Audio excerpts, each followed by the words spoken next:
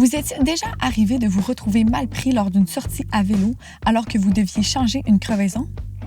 Voici une capsule informative qui vous permettra de savoir ce qu'il vous faut pour changer une crevaison et de comprendre comment le faire en moins de 5 minutes.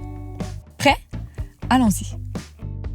Tout d'abord, pour changer une crevaison, assurez-vous d'avoir sous la main ces 3 éléments. Une chambre à air neuve, 1 ou 2 cuillères à pneus, une pompe à pied ou encore une pompe à main ou une cartouche de CO2 si vous n'êtes pas à la maison. Pour changer une crevaison, commencez par retirer le pneu d'un seul côté à l'aide des cuillères. Une seule cuillère peut suffire, mais une deuxième vous simplifiera la tâche si le pneu est très serré sur la jante. Une fois cette étape terminée, retirez la chambre à air crevée du pneu. Si celle-ci est sécurisée par un petit anneau au niveau de la valve, dévissez-le et vous pourrez procéder. Avant d'y mettre une nouvelle chambre à air, passez vos doigts à l'intérieur du pneu pour vous assurer qu'il ne reste aucun fragment pointu ou rugueux ayant causé la crevaison. Vérifiez également l'usure de vos pneus. Si les crampons et les flancs sont bien usés, vous auriez avantage à changer votre pneu du même coup pour éviter de futures crevaisons. Car un pneu fatigué perce plus facilement. Une fois l'intérieur et l'extérieur de votre pneu vérifiés, vous pouvez y placer la nouvelle chambre à air. Avant de ce faire, ajoutez-y un petit peu d'air pour qu'elle prenne forme. Cela réduira les risques qu'elle se coince entre la jante et le pneu. Puis, centrez la nouvelle chambre à air à l'intérieur du pneu autant que possible.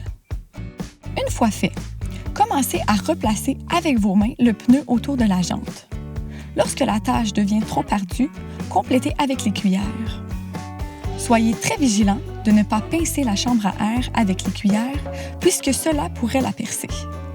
Avant de gonfler, massez légèrement tout le tour du pneu.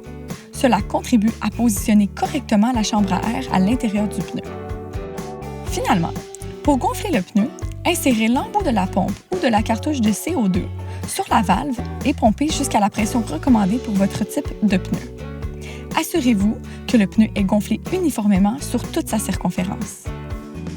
Et voilà, vous êtes maintenant prêt à repartir. Astuce. Un pneu bien gonflé contribuera à vous éviter des crevaisons. L'indication de pression d'air se retrouve généralement sur le flanc du pneu de votre vélo.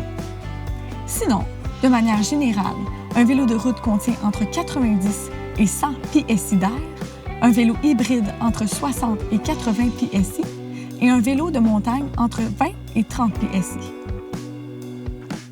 De plus, il existe des sacs de sel ou de guidon à installer sur votre vélo, vous permettant d'avoir l'équipement nécessaire pour changer une crevaison en tout temps avec vous.